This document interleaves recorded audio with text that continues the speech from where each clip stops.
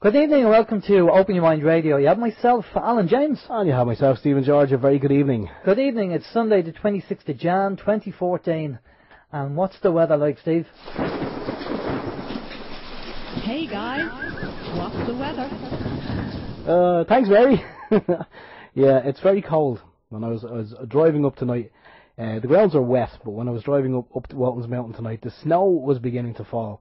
I've seen pictures of some of the snowfall in America. Now, hopefully we don't get that. But yeah, a little bit of snow beginning to fall. So thanks for asking, Mary. No problem. The weather's it looks like we're going to be in for, apparently there's predictions that it's going to be snowy, all this week. And February, some guy in New Zealand has predicted that we're going to be in for a bit of snowy weather for February. So I think we're not out of the woods yet. No, I don't want snow. I'm sorry. I don't like driving in the snow. I hate snow. Well, I used to like it as a kid, but it's a different kettle of fish when you're driving to work in it. But so no, hopefully that guy in New Zealand got it wrong. Yeah, definitely, snow and ice. Okay, right. Our guest on the show tonight is it was supposed to be Ian or Crane, but we have a no-show at the moment. Still may be. It still may be. Ian is busy tied up all his fracking, so we have sent a few reminders to him and just reminded him that he's on the show tonight. And we've heard nothing back from Ian at the moment. So we're going to crack on anyway and go through all the bits and pieces that we normally go through. And if by the time we finish that there's a no-show from Ian, then what we want to do is play the pre-record that we did with Barrie Trower last week, because that pre-record is pretty good information with Barrie. And then later on, after Barrie's pre-record, what we'll do is we're going to get Ben on. We've asked Ben to come on the show after that to have a chat with Ben, to ask him just to let us know how he gone on with his court case during the week. I know it was actually postponed for another month, adjourned for another month, so we'll talk to Ben about that.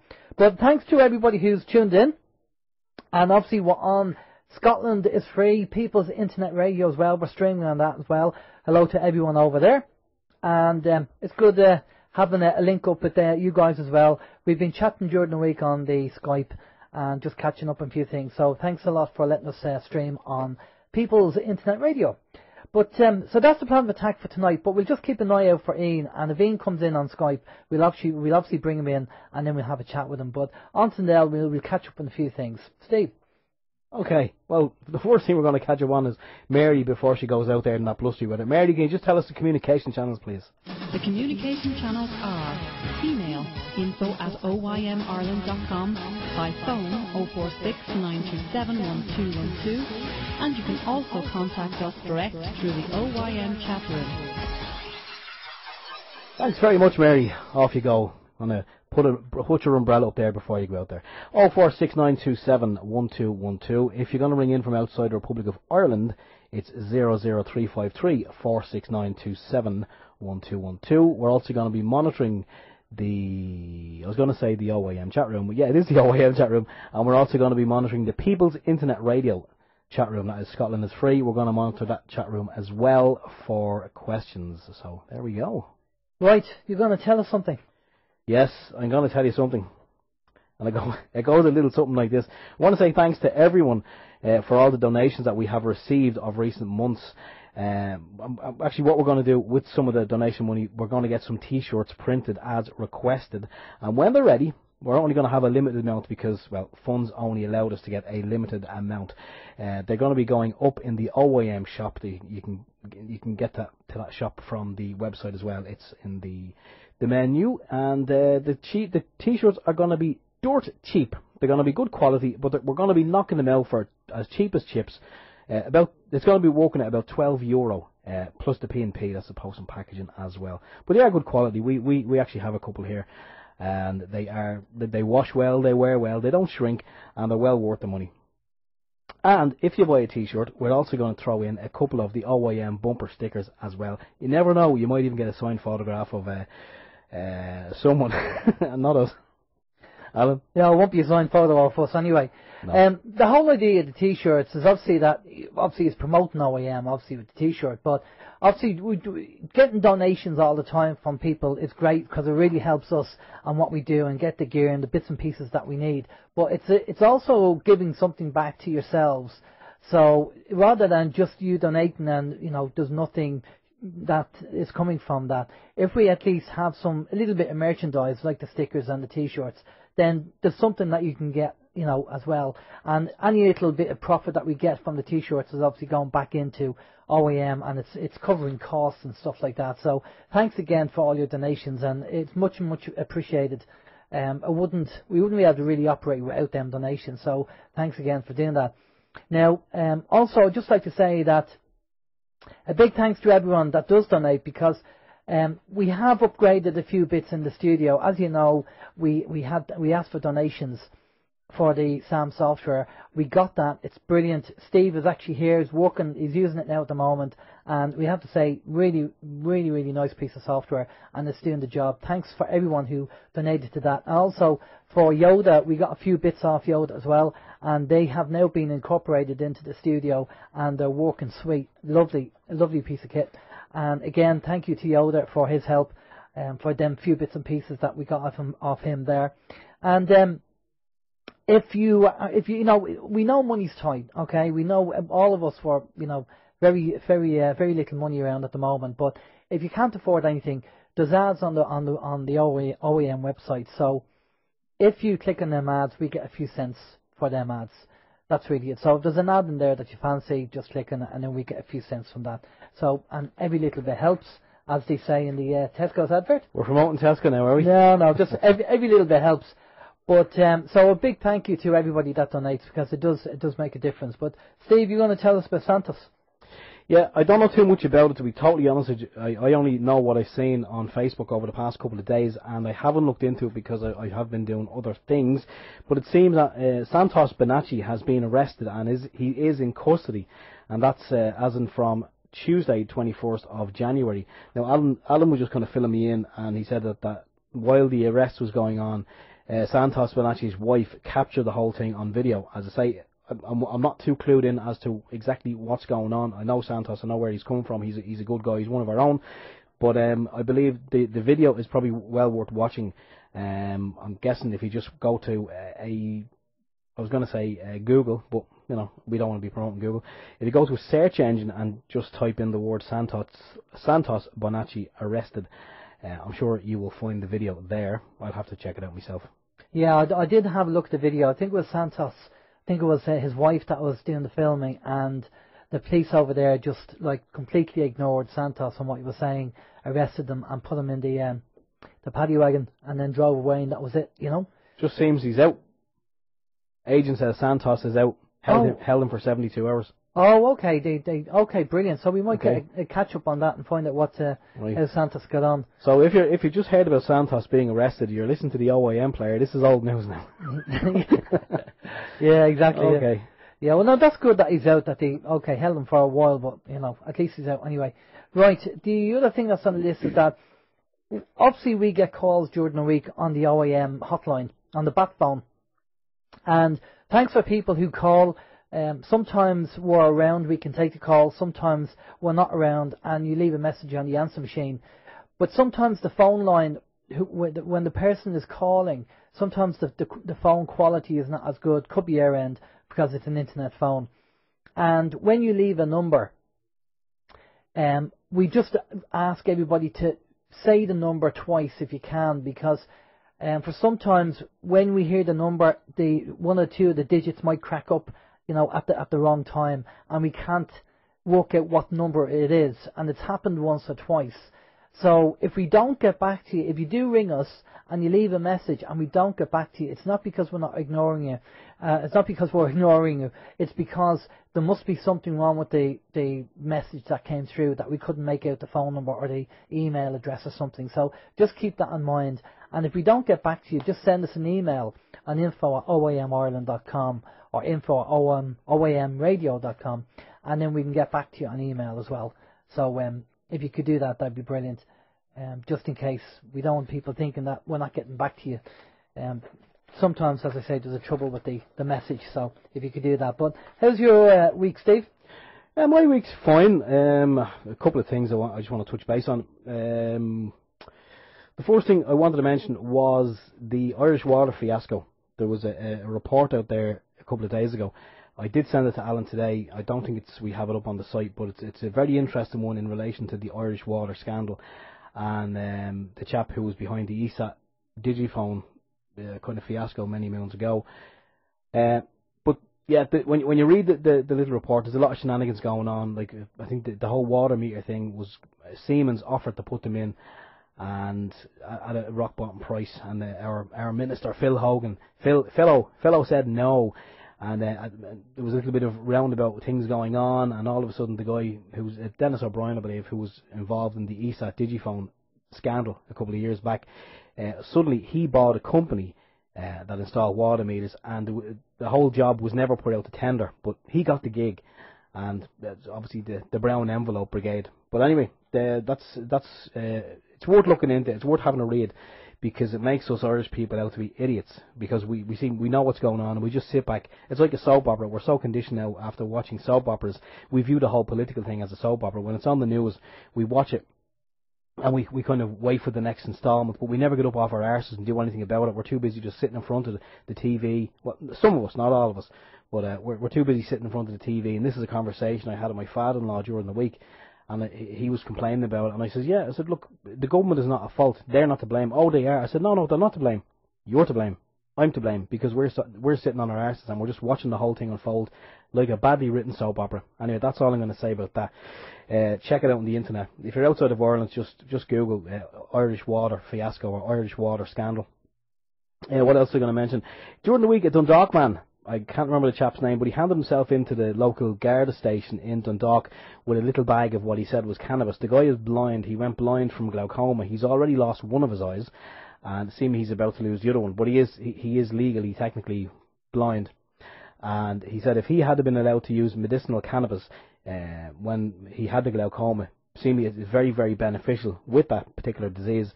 And he reckons that if he had been in a position to use that herb plant at that time, he would have saved his eyesight and his eyes.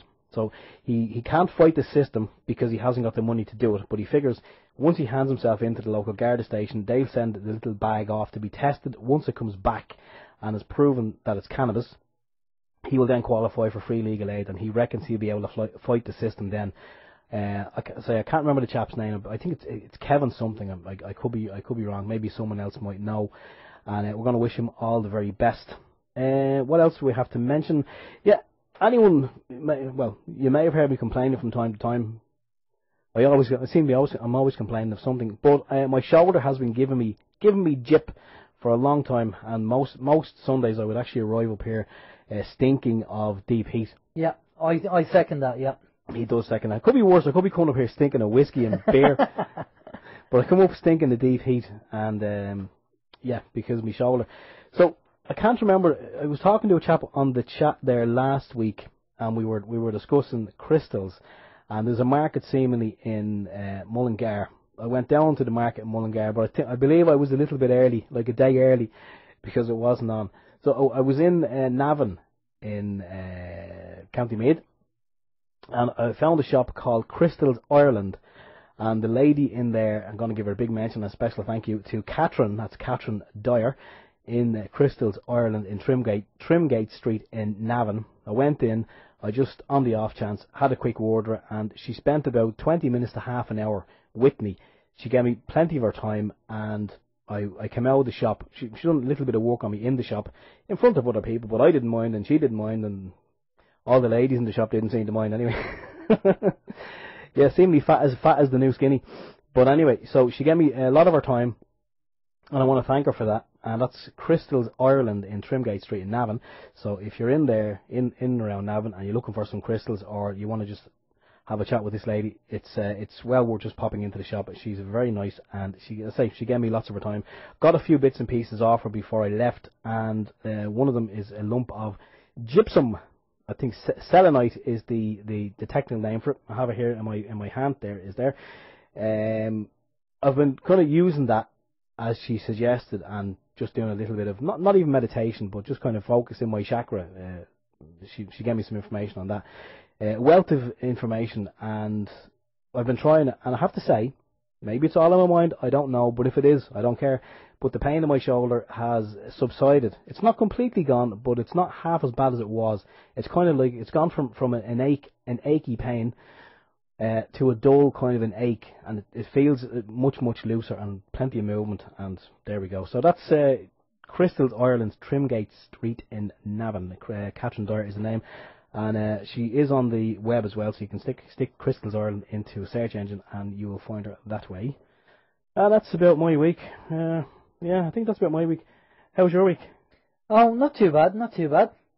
We have a request to read out. There's a lady in Sydney, Australia called Janine, and I believe she's listening to the show on her iPhone. So, hello, Janine, from myself and Steve. Hello, Janine. Thanks for tuning in to the show and having a listen. If you are listening, that's great. If you're not, well, I hope you listen to the pre-record anyway. Or the pod. Or the pod.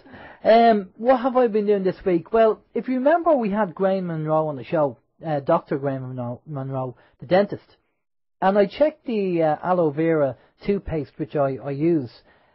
And he was on the money there, because he said about a chemical called glycerin.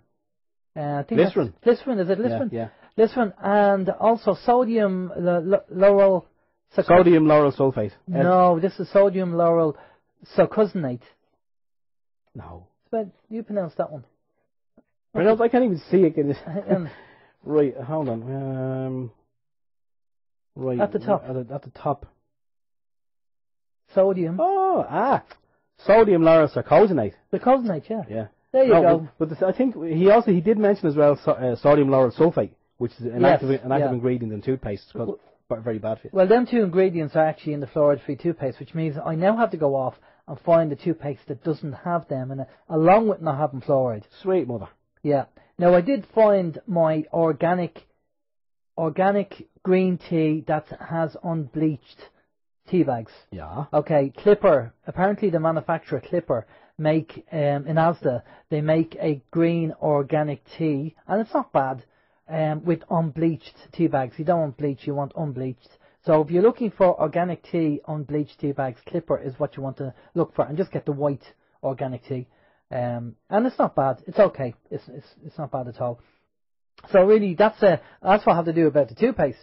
Now, the other thing is that during the week we had our free account disabled on our stream, and I don't know whether you people knew, but our stream, our host provider, which we've been using for quite a long time, it seems that they have been bought over by a different company. And instead of the new company giving you a free stream and you can use, what they do is they give you a free stream for 30 days and then say, right, on your bike. Which is something that they didn't tell us when we actually reconfigured the stream. And during the week they said, that's it, you're finished, end of story, the stream's closed. So we had no option but to actually purchase a basic stream off them, which we did. Again, thanks again for the donations.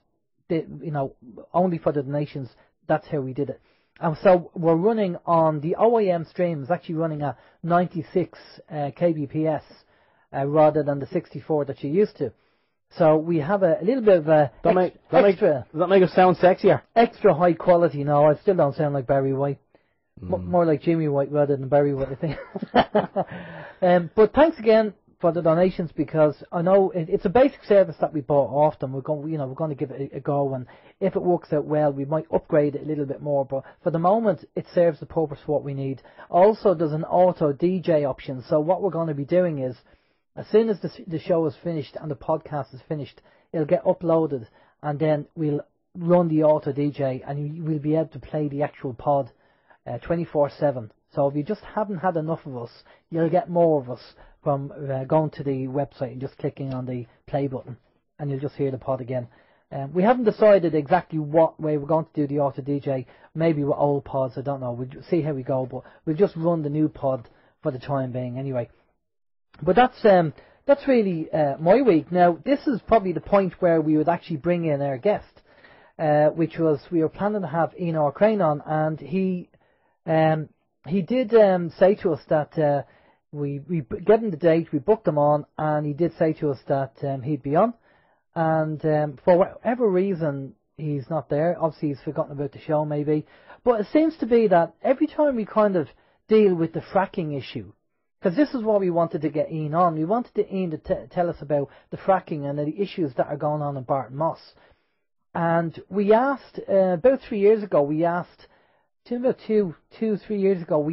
fracking group over here in Ireland to come on as well.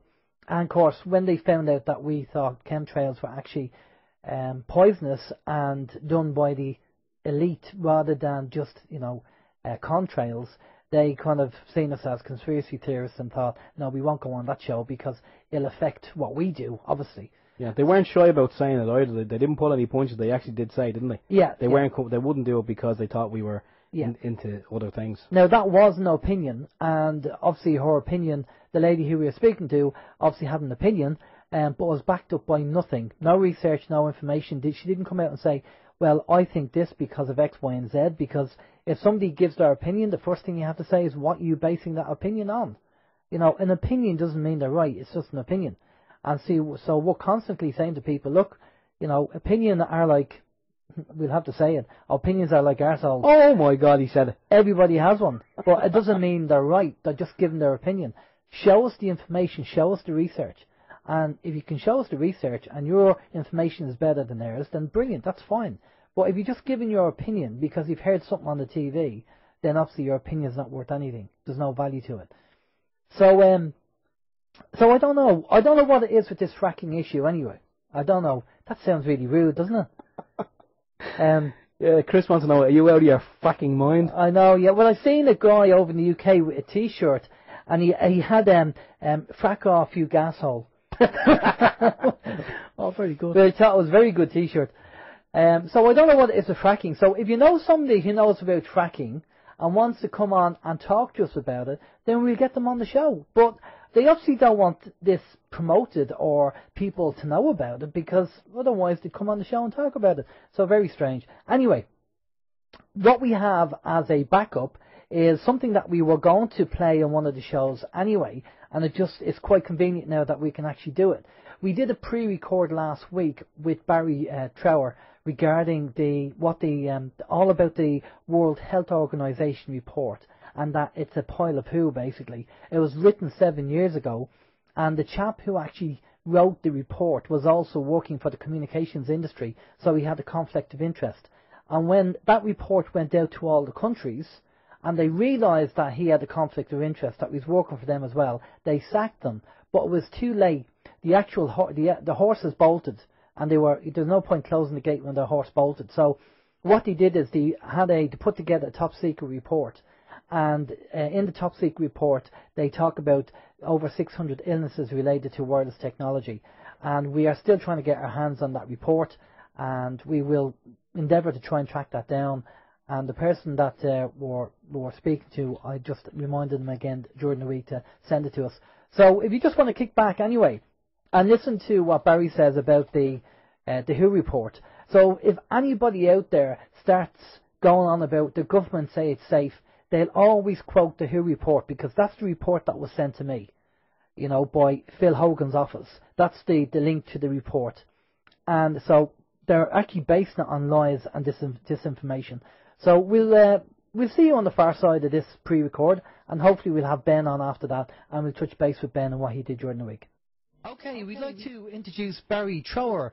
Barrie has been a regular on OYM, and he's a man that has been trained in microwave warfare for years and has fantastic knowledge of this technology.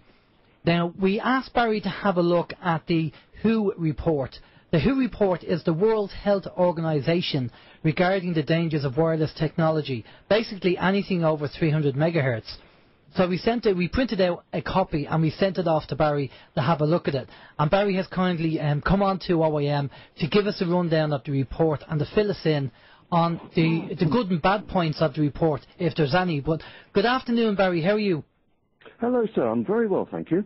Barrie, thank you for coming on the show just to tell us about this WHO report, because just to give our listeners a bit of background, when I was communicating with Phil Hogan's office, and telling them that wireless technology is very dangerous, anything over 300 megahertz, and we sent them some information.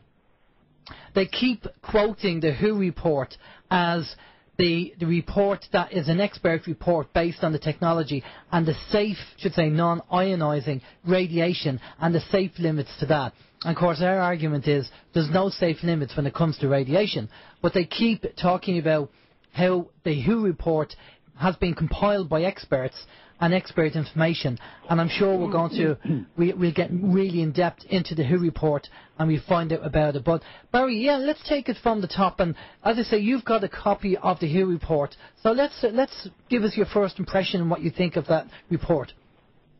I'm going to be very polite here, sir. If this were handed in, it says here it was produced by an expert group.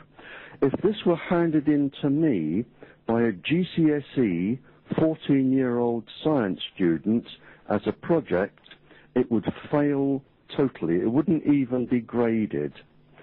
So much for the expert group. If I may read the conclusion, sir, it says, it's only 3 lines. It says, so far, no adverse short or long-term health effects have been found from exposure to the radio frequency RF signals produced by mobile phones and base station transmitters. RF signals have not been found to cause cancer.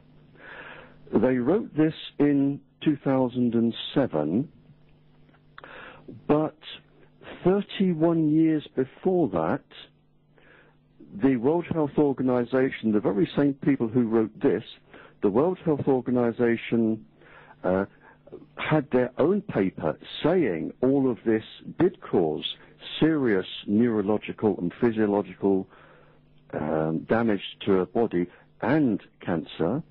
It was backed up with 8,500 government, military scientists and government scientists research.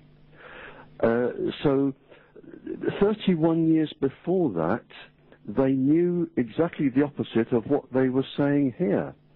So this conclusion from this expert group is absolutely false, untrue, any word you care to think of as untrue. It is a whitewash. Okay, and just touching base on what we talked about during the week, Barry, the expert group, the chair of the actual expert group was a chap called Dr. Michael Rapaccioli. Now, apparently, as you mentioned to us, Barry, that he was the spokesperson for the World Health Organization. And yes. Basically, I can jump straight in. Yeah, go ahead, yeah.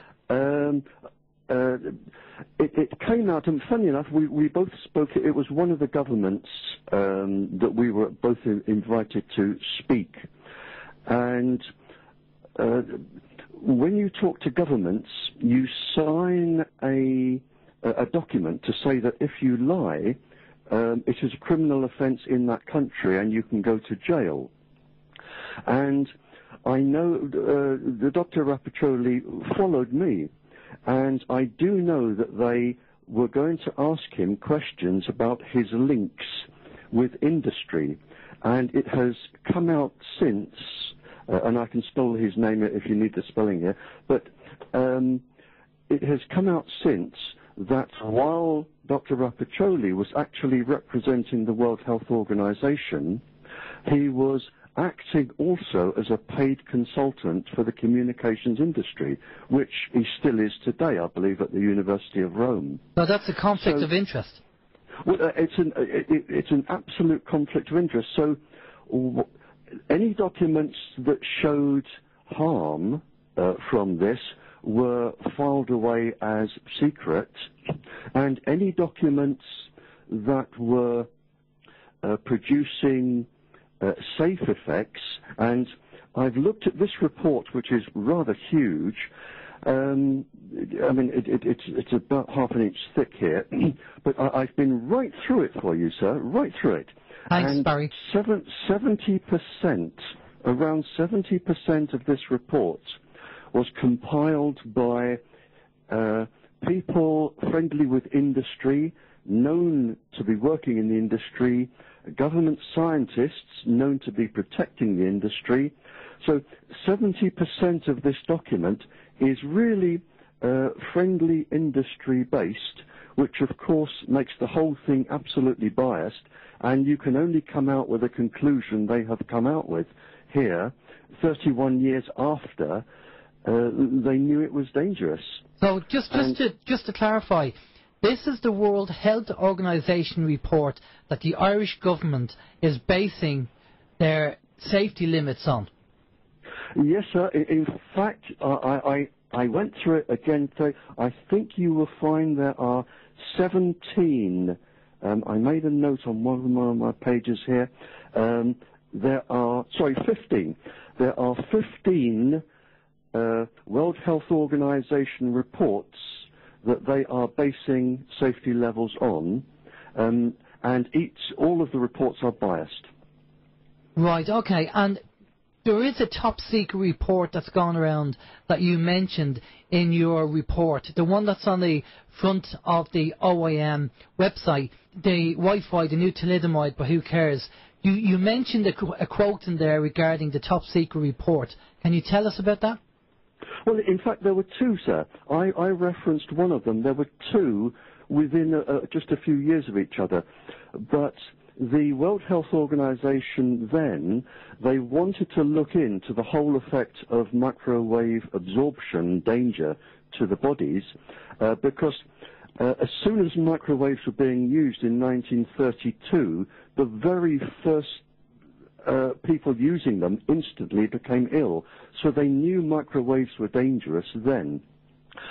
So when this report came out, and I think, and as you correctly said, I've referenced it, and you have the paper on your website. Yeah. There was something like 300 and something different categories of illness that can be caused from microwave irradiation, and many of them can lead to cancer. And that particular document, along with another one that confirmed it, they were stamped top secret and hidden away.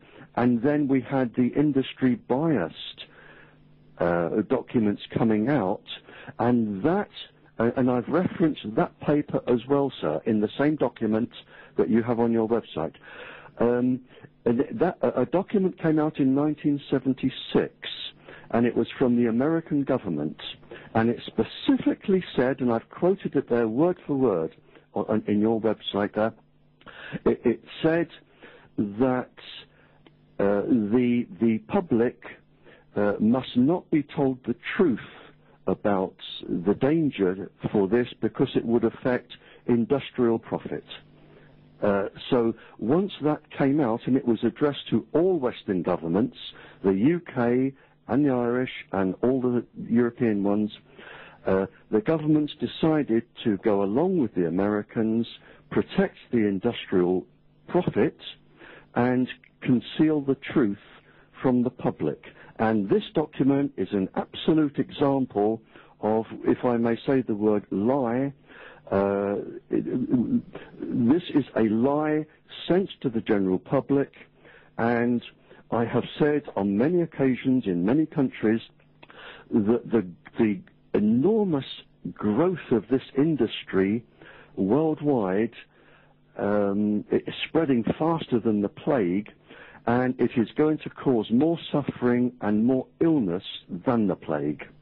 It's incredible that governments, obviously knowingly, maybe unknowingly, but knowingly, they have this information, but yeah, they actually won't do anything about it. They want to keep it hidden. And that's that's not unusual, sir. And again, in the paper, for anybody who wants to listen to this and check on your website, in the paper there, I've listed many other examples. This isn't a one-off. We've had lead in petrol, where they knew it was going to cause birth defects and asthma in children. We've had Agent Orange, still used in war zones, which causes the same. We had smoking that was covered up for 30, 40 years when they knew before it even really took off, that it caused cancer. There were 31 papers on it. I've listed many, many examples there, even X-raying pregnant women, where the X-ray industry said this can't possibly harm the child. I've given all those examples in the paper you have there, sir, to show this isn't a one-off. This is just the next in line of world governments making as much money as they can, as quickly as they can, before they're stopped and before the next thing can take over. That's incredible. Now, the top secret report that you're referring to, Barry, we are dealing, we have talked to John Weigel. John is actually going to get a copy of that report to us, and what we're going to do is we're going to make that top secret report available right underneath your report on the front of the website.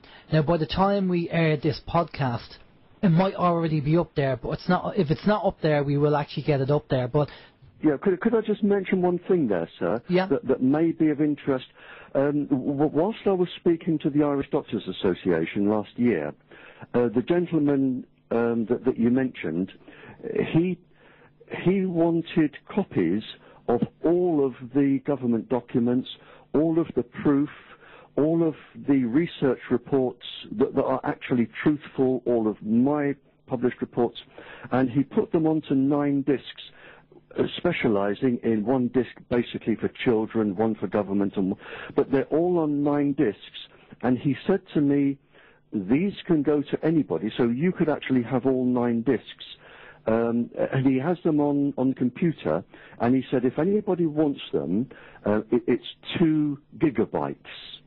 But okay. It is all indexed, so you don't have to go through all the pages. It is all indexed. You just look at the index for each disc, and you can go straight to the page. Excellent stuff. Well, we're in contact with John. John is sorting out, he had 1 or 2 internet problems, I think. We're just sorting that out with John, but he knows that we're looking for that report. I just want to bring Steve in. Steve, are you there? Yeah, I'm here as well. Good evening, Alan. Good evening, Barry. Hello, sir. Hi. It's amazing to listen and to realise that from what you're saying, this information has been known about since 1976. And as far as I know, it was after 1976 when we seen the invention and the rollout of the microwave oven. So it beggars belief that technology that was now bringing ionising radiation into the home where it didn't exist before. After this report, it's amazing. I mean that somebody knew about this, but yet that technology, obviously the technology was rolled out. The reports were marked as top secret and they were shelved. I mean, are you putting your neck on the line, Barry? I mean, and even John Weigel as well, because I mean, when information comes out from, let's say, the likes of Mr. Snowden, and now his neck is on a chopping block somewhere. I mean, do you fear for your safety by putting this information and presenting it to people? I've gone beyond that point, sir. It has to be done. Somebody has to do it. And I'm one of the very few, I'm not showing off here, I'm one of the very few people in the world that has had the opportunity to question captured spies involved in microwave warfare, trained in microwave warfare.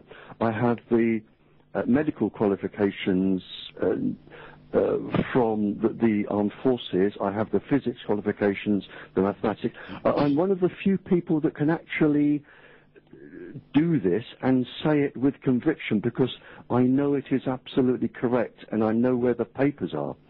And one of the things which actually alarmed me was that you have recently been sent this report, if I'm to be believed, if it's correct. But the report they've sent you, dated 2007, is 7 years old.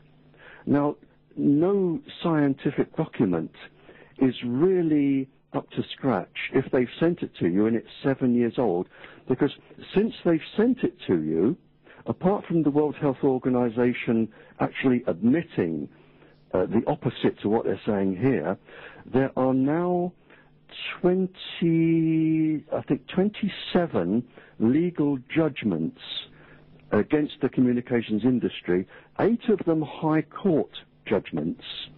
There are 14 epidemiological studies. There are thousands of government papers, all saying that these microwaves cause physical, neurological damage to the body and cancer. And they've sent this to you saying it doesn't, when they must know that all of these exist that say it does. So again, they're trying to deceive you. That's incredible. Well, I'm trying to communicate with the minister's office at the moment, and I know John has already done that. John Regal has already been in touch with all the ministers and sent them information, and maybe they're turning a blind eye to it. Deniability, as usual for certain governments. That's what really happens.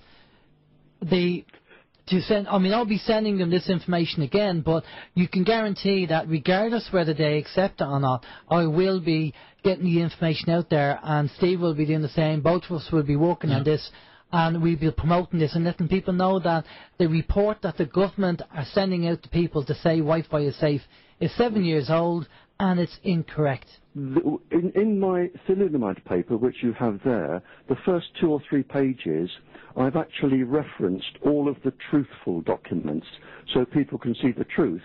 And I've referenced the documents where the American government say basically lie to the public to protect the industry profit.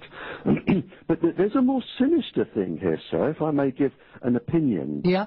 You see, and I've been thinking about this and sort of basically touching on this very lightly, but when you look at all of your ministers and your MPs, very few of those will have degrees in physics and understand microwaves. So whatever you say to them, they have to go somewhere to ask somebody who knows.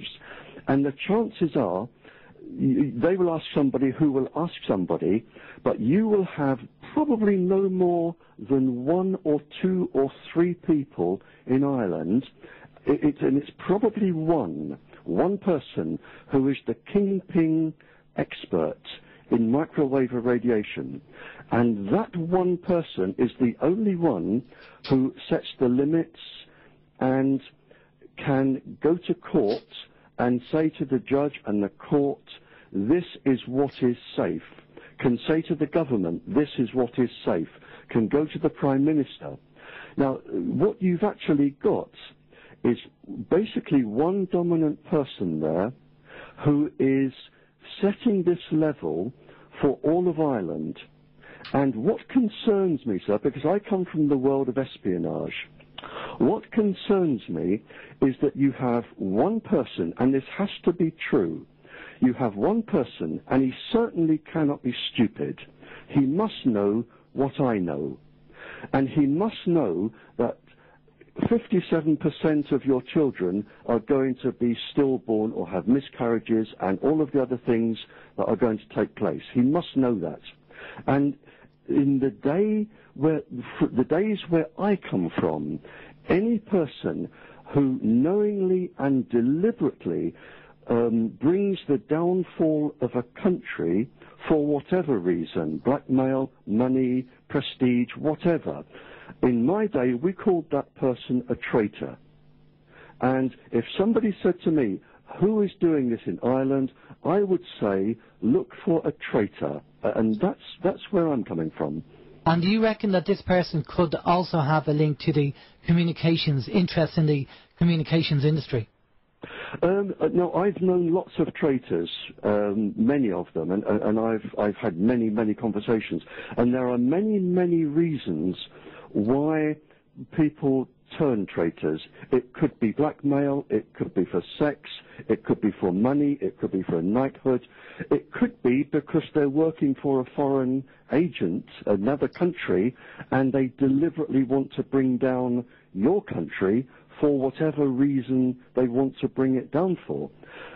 But I'm going back to the old-fashioned words. You have somebody there who knowingly is bringing your country down and is convincing everybody, because this one person must be in a power of position, and he certainly won't answer to a judge, the government. He tells them what is safe.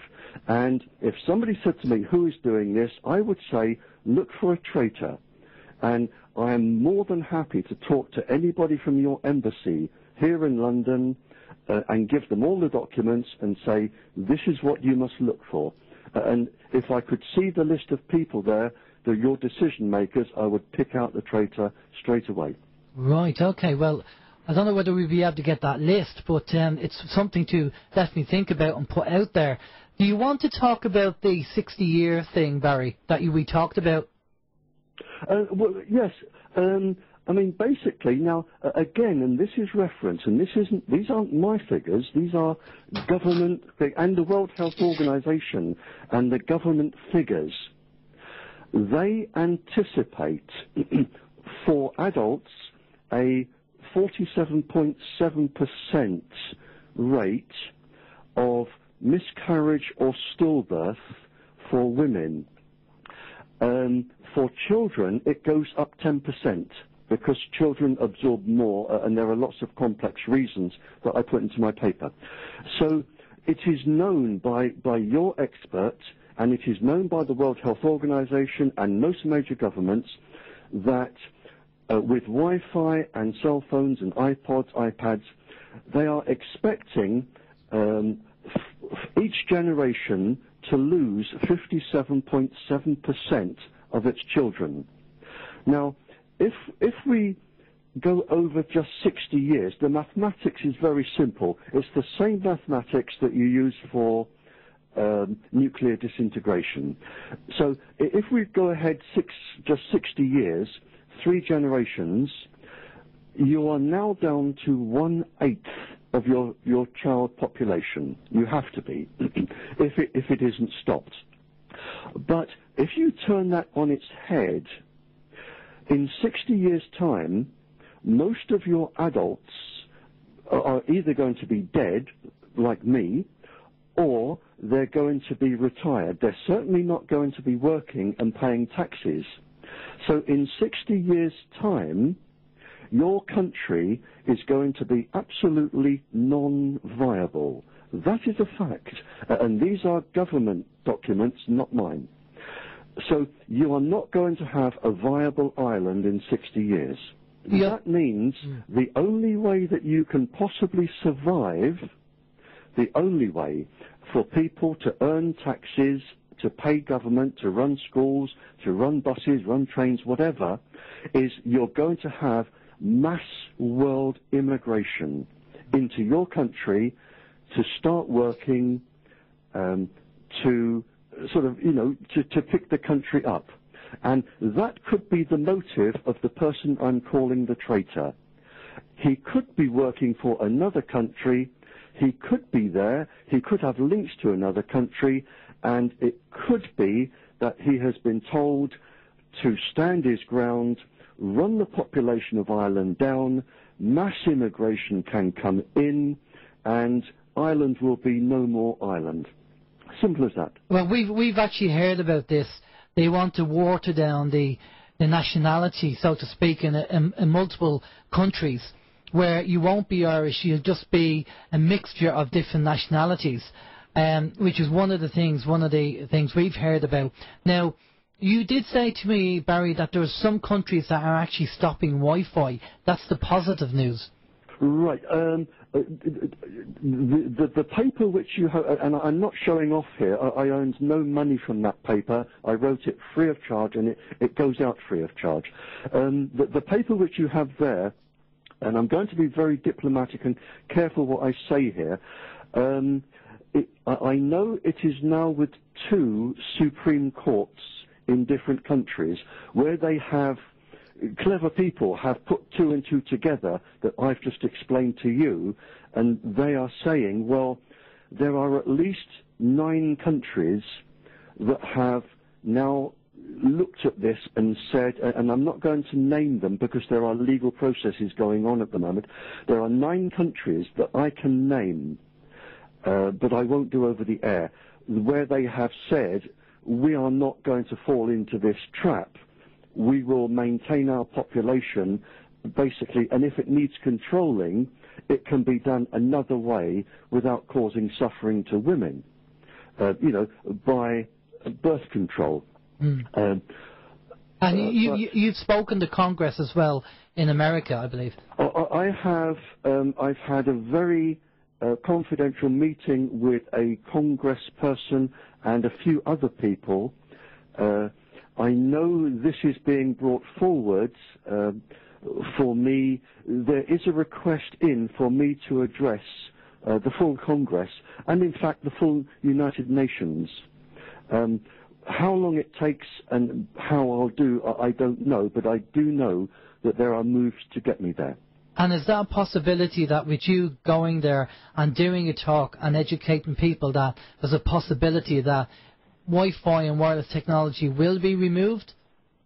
It will be, and as soon as somebody like me can get to Congress or United Nations, or already I think the shares are beginning to wobble, and it's not going to take much, or it's not going to take long before major shareholders start to wobble and think, hang on, I've got so many millions invested in this particular brand of communication for this particular age group. I'm going to lose this, and I'm going to sort of download and get rid of my shares. You will never get rid of the industry. In fact, I think if cell phones were used as they were originally intended, namely if you're a sort of a single lady on a country road and you break down and you turn it on and you use it once or twice every couple of years, and the power were right down, that would be fine. But the problem is, and they didn't foresee this, the whole industry has been hijacked by children. And that is a runaway train. They didn't anticipate that. There is no safe level published anywhere in the world for any child. Yeah. And it's a bubble which is going to burst, and we're already seeing 3,000% increases in face cancer for children, brain tumours. Countries are now publishing things like this. So this bubble is going to burst incredibly quickly when it does. And the whole thing is going to be a total legal mess. I can imagine. You know what, Steve? This reminds me of the same thing with the fluoride campaign, where 98% of countries in Europe do not fluoridate, and Ireland is still fluoridating. What's your take?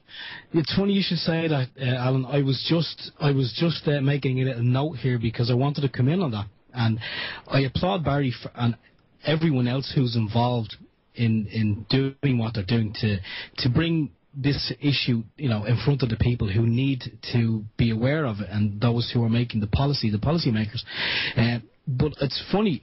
I thought the very same thing, and I'm guessing Barrie is aware of this, that fluoride has been added to our public drinking water for the past 50 years, and it's still added to on a daily basis. In fact, it's mandatory. If one of our councils wanted to stop adding the fluoride, they couldn't, because it's mandatory. And we've had this discussion numerous times. There's people going around educating the public, because the government, we've tried to educate the government on this issue, but they don't seem to want to listen, because maybe it's because we're just ordinary people, even though there is an Irish scientist, he's speaking of this as well. But 92% or 98% of Europe seemingly have stopped this practice. Some haven't introduced it, some have banned it, they've outlawed it. Others are in the process of stopping it based on scientific evidence. But even the Irish government, Barrie, with all the scientific evidence around, the Irish government still say they don't offer any papers to say it's safe, or any studies. In fact, I don't think any study has ever been done. But they still say it's good for your teeth. No matter what evidence you present them with, they say it's good for your teeth, and that's it, end of discussion. And I feel that if you were successful, and all the other people who were involved were successful in bringing the issue to light, and successfully getting Wi-Fi removed from places where it should not be, and that information was to filter down to the Irish government. Because they have so much invested, I do believe Alan said our minister, for communications minister, has recently signed off on €850 million for the 4G network. So even if the information filters to other countries and they stop or ban or outlaw the practice of this Wi-Fi, our Irish government are so stupid that they will allow it, and they'll just keep, every time that they're challenged, they'll just keep pointing to the World Health Organization, the document that says it's safe, and once they point at that, then as far as they're concerned, job done. The only solution I can find, sir, and I did say this to the Irish doctors when I was talking to them, is put me in front of your parliament for 1 hour. That will solve everything. But Barry, they're never going to do that, because you're like a loose cannon. You could expose them and you'd bury them. Well, I mean, that is true, but, I mean, and I come back to this same point, sir. The ministers know nothing. They ask somebody who asks somebody who asks them. So you have a dominant person there who is saying to the ministers, don't worry about activists, they're all mad anyway, they'll always find something to argue about. I know the truth, do this. So we come back to this one dominant person. We don't know who that is. I think we'll have to put our caps on and find out who's pulling the strings, because even though the minister still points to the WHO report, there must be somebody who he refers to somewhere, Well, I've been in many, many countries. I travel a lot.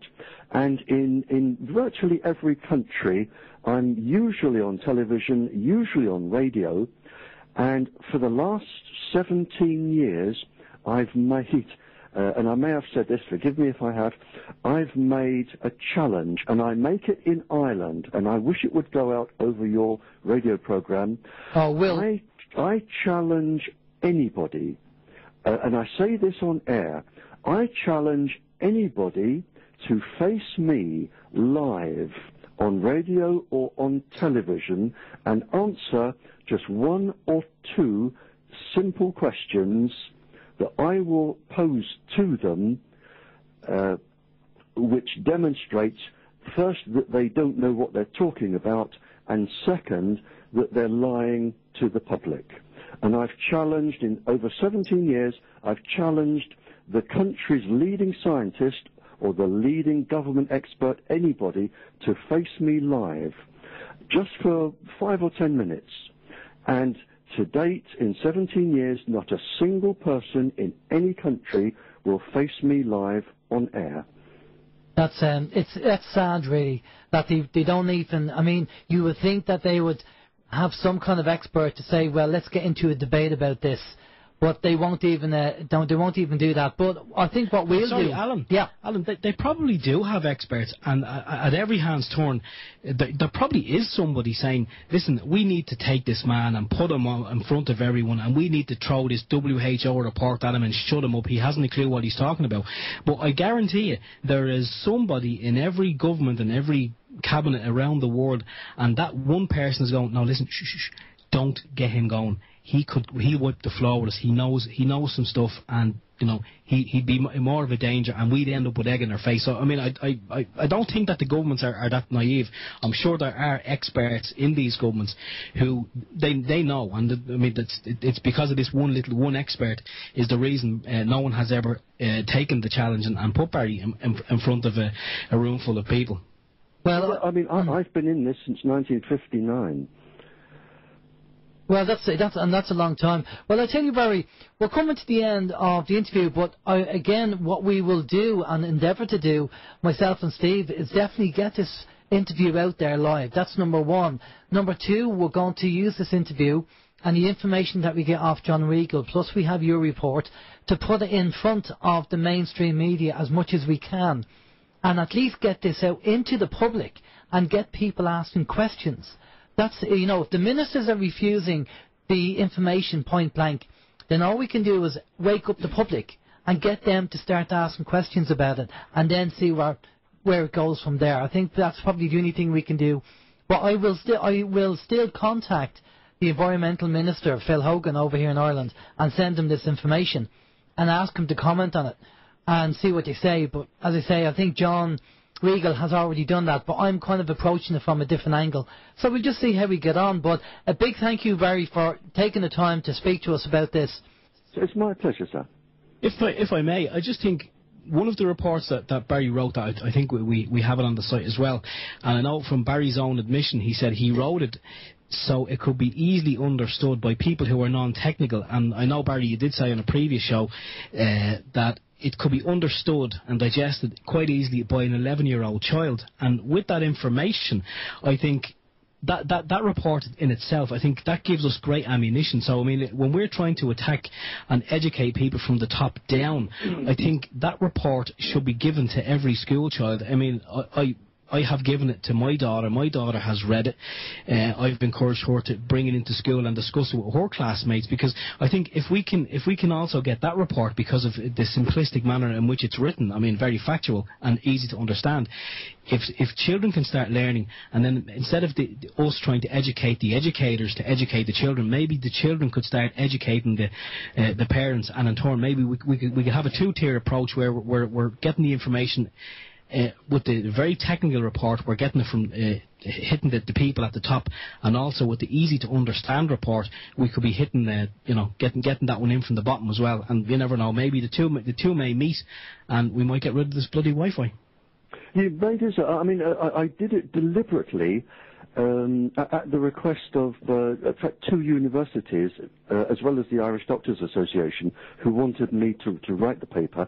But they said, it was Brighton University, when I gave a talk there, they said, when I write the report, could I write it to be understood by an 11-year-old so that it could go to the classrooms and be used as a debating point, which is what you're suggesting there, sir. No, I think that's spot on, and I think I've read it, and I mean, I know a little bit, but I don't pretend to know a hell of a lot. Although I am kind of involved in radio communications to a degree, I do have an amateur radio license, and I understand so much of the topic. But with that report, it really does educate without the need, without kind of confusing people with fancy names and a lot of technical mumbo jumbo and jargon. And I think that's exactly, obviously it's doing what it needs to do. I mean, it's educating children. Yeah, I mean, as I say, my daughter understood it. Yeah, I think one of the main points there, sir, and I know we're dragging on a bit now, is that, I mean, 60,000 of the world's paediatricians agree with that report, and have written a letter, and another 40,000 hospital consultants have written a letter agreeing that what's in that report is correct with their own research.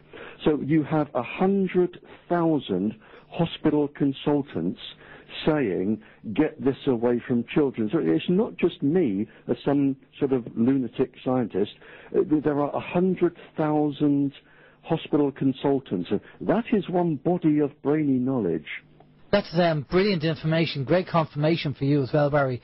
And again, that's information that we need to put out there. But and it's in the paper. I've referenced it in the paper. Yeah, well, as we say, the paper's there on the front of OYM. They can just go along to OYMradio.com, and it's on the front page. They can download the report there.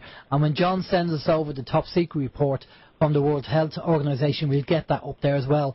Well, again, we just say a big thank you, Barry, for coming on the show. Much appreciated. Good luck with the work that you're doing, and I'm sure in a few months' time we'll probably get you on again just to do a catch up and see how things are.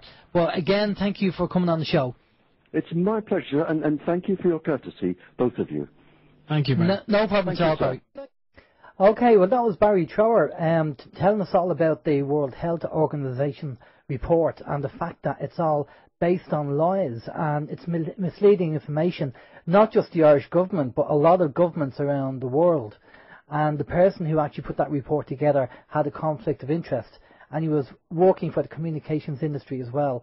Again, when we get our hands on the top secret report, we will get it up there. Barry's report is available on the front of OYMradio.com. You can download Barry's report and have a read of that anyway. But as soon as we get the top secret report, we'll get that on the website as well for people to download. Right, we're going to go to a musical break and we're going to get Ben on and we'll talk to you on the far side. This is Open Your Mind Radio on OYMradio.com and UnitedWeStrike.com. And we're back. Welcome back. And we'd like to introduce Ben. Now, Ben is no stranger to coming on the radio shows, either OYM or MSI or People's Internet Radio. I believe Ben is on People's Internet Radio later on after our interview. But it's great having Ben on to actually get a catch-up on what's gone on regarding, obviously, his case during the week. So, good evening, Ben. How are you doing? Good evening, Al. How's things? Not too bad at all. Thanks for coming on. No problem. We just want to kind of get a catch-up on, obviously, with DDI and what DDI are doing, but the first thing we want to talk about is we know what the government are trying to do. They're trying to shut you down. They're trying to get you off the our public view, and they're trying everything they can to do it. And I know you had your case postponed. Well done for doing that during the week. But do you want to give us, well, the details you can talk about? Do you want to tell us what went on? Yeah, I can give some details. Basically, they're trying to frame me, if you like, into this contempt issue. I mean, the whole country knows it was the Charles Allen Trust that took over that property. But they've seen an opportunity where they could, try and take me down as well. So they went into court with flaky affidavits and half-truths and stuff like that, and I've already put that on affidavits so they're aware of it. I'm saying nothing that they don't already know now. And then, of course, they caused the Gardai to enter my home in front of my young children one morning. Came up the stairs, the alarm in the house was screaming, and they basically took me out of bed. My wife was screaming at them not to come up the stairs, that there was children in the house, young children. And my young children were on the landing then crying. And of course this is a civil matter, it's nothing even to do with the guards. So I shall be seeking redress for that, and make no mistake about it, I'll get it. But now, of course, because they know that, they've tried to compound the problem even more. So the last day we were in court, it was put off until the 21st of January. Which just happened to be Independence Day. Again, I don't think that was by accident, because they knew they'd probably split a lot of the people who may have been down at the Mansion House and who may have been in the court. I mean, there was nearly 70 or 80 people in the court, so, that's 70 or 80 people missing from outside the Mansion House. Yeah.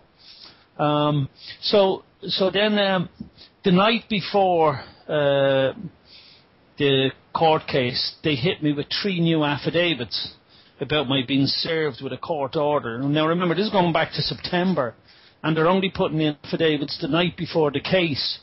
And one is from a superintendent and one was from 2 security guys.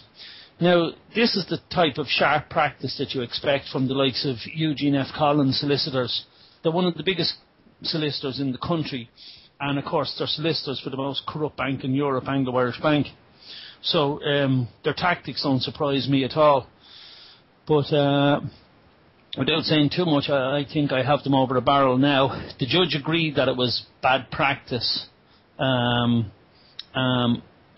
there was I read out one of their brochures that said they have 80 support staff and 120 professionals working in the company. And I said they couldn't get 3 affidavits done in 2 months with all that staff. So there was sort of a bit of fun in the court then, because Michael Howard, the senior counsel that's against me, then suggested when they got it put off. And remember, they were all in court to give evidence. The superintendent was all there in his brushed up suit. They were really out to do the hanging job. And you could just see all the state there, all the state representatives were there ready to what they thought was going to try and hang me. So it's kind of fun, but as I say, I'll take them. Don't you worry about it. Make no mistake about it. Well, it's unbelievable that they actually have the audacity to go and do something like that when so many of them in government are corrupt criminals. And my own personal opinions, not OYM's, but my own personal opinion is that they're all parasites, and they're living off hosts, which is us, the people of Ireland, and that's just how I feel about it. Well, when you consider that this bank, Anglo-Irish Bank, because that's who allegedly owned the security on the farm we were on. Now, Anglo-Irish Bank have broke serious liquidity regulations in this country to carry 5 years in jail. That's the first issue. And because they came into an equity court when they got the order that I'm supposed to be in breach of, when they came into an equity court, and for most people who don't understand equity, the first rule of equity is he who looks for equity must act equitable. Or it's probably better phrased as you must come with clean hands. It's the clean hands rule. And I said that Anglo-Irish Bank, not only did it come into equity courts with dirty hands, that quite often there's blood on their hands. And that's a fact. Incredible. And basically what the judge, I mean, I agree with you, getting the affidavits the night before your court case is just amateurish. And that was obviously done on purpose. I mean, of course. They're so bad at being amateurish, even it's funny, you know, that sort of way. I know, but I mean, for anybody who has any 2 cents of understanding about the court system, was so obvious what they're trying to do. I mean, do they really think people are that stupid and naive that we don't know what they're trying to do, what their game is? I think their arrogance, I've always said to my friend Johnny that when we're in court with them, their arrogance is really what will trip them up. They see lay litigants as people who are as thick as 2 short planks and who couldn't possibly, you know, understand what it is they're trying to do because they're so well educated. Well, I'm telling you now, they're going to get a land in court the next time we're in court, and I will absolutely destroy them. Make no mistake about it. Well, what's happening now, Ben, and I'm sure you're aware of it, more and more people, because of the circumstances that everybody's gone through at the moment, with property charges, water meters, smart meters, people are beginning to learn the law. I mean, we've had phone calls during the week to the studio of people who actually were surfing the internet because they were struggling. They came across OYM and they seen, you know, it was obviously a mortgage issue, and they seen that we had Marcus's book there, how the banks are screwing you and what you can do about it. Plus we had Simon White Rabbit on, who's an ex-bank manager. He was on the show. So people, our desperation, which is, I'm sorry to see that it's our desperation people are doing it. Well, it's because of our desperation people are beginning to learn the law and realise that what they're doing and what their game is. And then it's beginning to unfold. Bit by bit, people are beginning to learn the law, understand that it's a whole Ponzi scheme. It's just a whole scam for them to make money. And as Carl Lenz said when I was watching him, he said, look, he goes into court and he says to the judge, look, I'm sorry if your system says I did something wrong, but I don't know your system, I'm not part of your society, I don't know your rules, so I'm sorry, but, you know, if I have the right to govern myself, what the hell am I doing in here? You know? Yeah. The guy you mentioned there, the White Rabbit, Simon Goldberg, he's a good friend of mine, and you know what, this what makes me laugh. Simon would be so well educated when it comes to banking, he would absolutely destroy most of them in court. And so seeing as no banker ever comes into court, you can actually have fun with the barristers because while they may know law, they don't understand banking, and you can have quite good fun with them. So we always ask for a competent witness to come in from the bank, and of course they never do. And of course, you know, a court cannot establish jurisdiction without a competent witness. So I've done that several times in the Master's Court.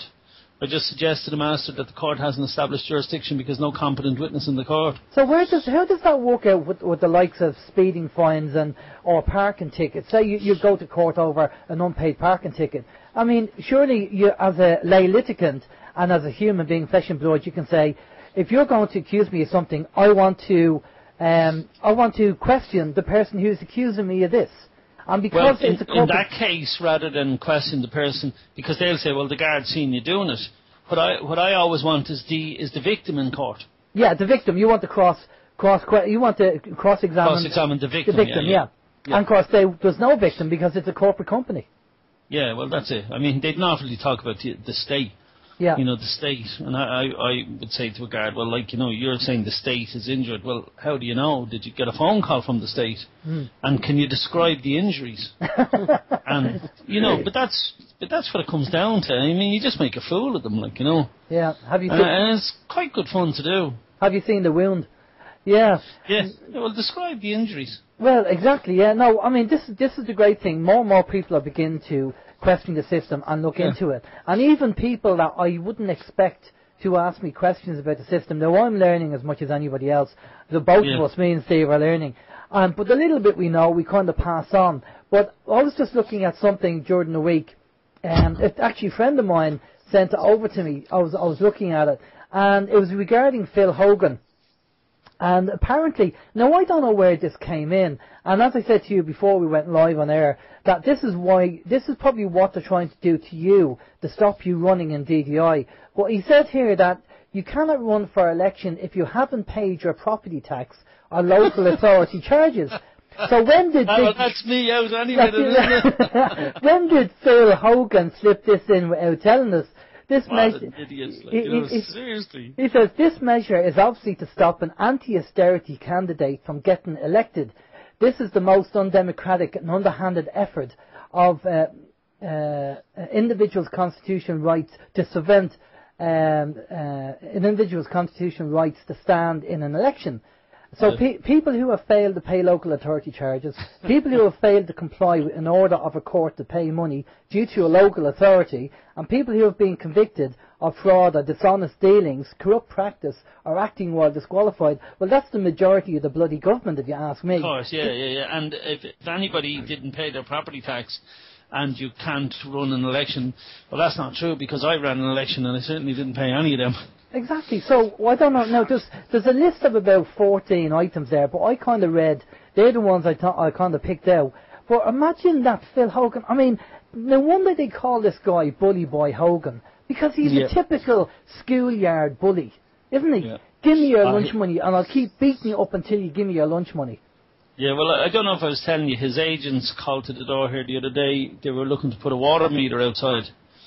And they started digging my footpath, so I went out and I said, listen, I want you to stop digging the path. And I said, I have a contract already with the government to provide me with water unmetered and free. And they said, oh no, this is a new company, Ishka Ireland. And I said, yeah, I'm quite well aware who you are, but I said, I don't wish to contract with you. Anyway, in the heel of the hunt, they repaired the path. And then I called them back because they had dirtied my van when cutting the footpath, and they came back and washed my van as well.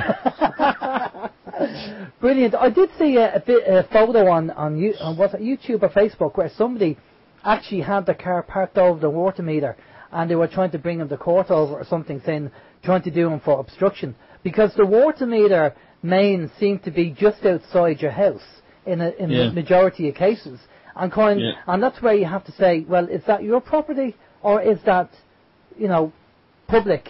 Is it a public walkway? Well, you'll probably find if you go to the land registry that your folio runs to the middle of the road. Wow, okay, that's interesting. Yeah, so if you check with land registry, I know our housing estate here hasn't been handed over to the council yet, and I'm not party to handing over my section outside my house, so.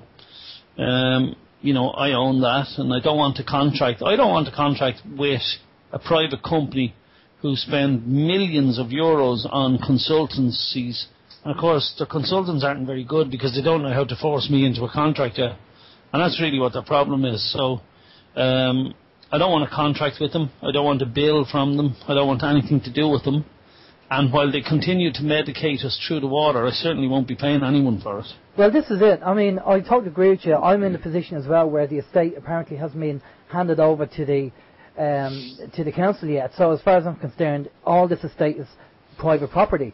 And the metering system, it's funny how if they want me to pay for service, then I want that fluoride taken out of the water. It's as simple as that. If you want me to pay for service, you go into a delicatessen and you want a chicken salad sandwich, and they go, oh, no, you have to have brown sauce and tomato sauce. And you think, no, hang on, I just want chicken salad. and they go, no, you have to have tomato ketchup. The government says you have to have. You think, I'm walking out and going down the road and getting it somewhere else. And this is the ridiculous thing that people are kind of going to be accepting the water meters. And they're still trying to put this poison in the water, so we're paying to poison ourselves. Yeah, but not only that, they're actually telling you they're charging you for the water, and that's why they're metering it. But I'd want a letter from God to say that He gave them the water. how did they get ownership of it? What makes it theirs? Exactly. Yeah, good point. Yeah. Good point. Where is it coming from? So, if they can prove that they own the water, then that's fine. They would have to have locus standi in a court for that. So, if they bring it to court, they would have to prove ownership of the water. That's going to be terrific to do that. Well, I'd like to see that case, definitely, Steve. Yeah, Ben, I don't think that they well, obviously they won't be able to prove ownership of the water, but what they can say is, I think in their defence, is that, well, they don't own the water, but they're the ones who are treating it to make it fit for human consumption. And, I think we all know that they're not doing that anyway. But I think, let's say they brought in that argument. Yeah. Well, I would say that, for the last 30 years that I've been working, I've been paying taxes for the government to do that for me without being charged for it. And I went to work on that basis. And now 30 years into a contract, they want to change the terms of the contract and with a new company. I'm not willing to do that. And you must have my consent in order to contract with a private company. And I don't consent. Well, that's a good point. So what's the plan of attack? I think they're planning to reduce the pressure of your water if you don't pay. Well, they can't do that either because I'll just go out and I'll open it back up again. Yeah. Because it's just, when does it get to the stage in Ireland where we say enough is enough? I don't think it'll ever come. I used to think a few years ago we were very close to it. And I think we've actually gone worse. I just see the likes of Lucinda Creighton now and a big band of merry followers for her and Fianna Fáil coming back up in the rankings. And I just said to myself, maybe Ireland get what they deserve. They say you get the government you deserve. Maybe we do. Well, I think you're right there. I think, we will carry on trying to wake people up as much as we can. But at the end of the day, I suppose when people start getting desperate, because we do talk about the people who are kind of the I'm okay jacks, where they're in a financial position to actually cover all their expenses. So because they can do that, they're not really concerned about it. But as time goes on and more taxes come in and more bills come in, they will get hit. It's the domino effect. They mightn't be at the top of the queue and the dominoes, but they're actually in the queue. And eventually they'll come down to them. Well, that's what I keep saying. I keep saying we're on the Titanic. And, we will hit the iceberg. And it doesn't really matter what you're talking about. You're talking about people on the top deck who are still listening to the orchestra and eating the prawn sandwiches. And, there's several decks in between. And, of course, I might be in the engine room at the bottom with the water up to my neck. But we're all in the same boat. And some people just don't realise it yet, that's all. Exactly. And the Irish government just, as you say, they're actually replacing the deck chairs and just moving them around, not realising that the Titanic's going to go down. Steve? Ben, there's a question there from Ray. Ray said they are preparing compulsory water meter legislation. They just rewrite the laws as they want, like in Lewisham. So what defence is there when they just send in the cops if you disobey? Obviously if they change the law. Well, you see, it's still a private matter with Uisce Ireland. You can't legislate to force me into a contract. Now, while they may try to do that, that's against my constitutional and basic human rights. Okay. Contract law is 6,000 years old. I think I'd have precedence over any new legislation. And also, they would have to prove in court how the legislation applies to me before you'd even give jurisdiction. So if I was to say to Phil Hogan, whatever, water charges, whatever, and we're in court, I would say to whatever witness they have, how does that legislation apply to me? And then they'd say, oh, well, are you a citizen? And I'd say, no. And are you whatever? And I just keep saying, no, I'm just a man. That's it. Does it apply to the man? No, it doesn't. Great. Exactly. The flesh and blood man, yeah. Flesh and blood man. Yeah. Well, again, we watched that video that UK Column did with Carl Lentz. And brilliant information. The fact that he broke everything down. He said he had 2 stacks of legal books. Did you see the actual video, Ben? Was that with who interviewed him on the... Brian. Yeah, Brian Corish or something, was it? Brian Gerish. Gerish, yeah. I did, yes, very good. Yeah. But he's talking about Court of Record in Queen's Bench, isn't he? Yeah. Yeah, well, Queen's Bench is only in the UK and Northern Ireland. If you go up to Northern Ireland, I have a photograph of me taken outside Queen's Bench, and the guy that used to teach me the law, he's a really good guy. You probably know him, Bill Thornton in the United States. And he used to talk about Queen's Bench and that, and I told him I never seen Queen's Bench. Of course, when I went up to Northern Ireland, it was there.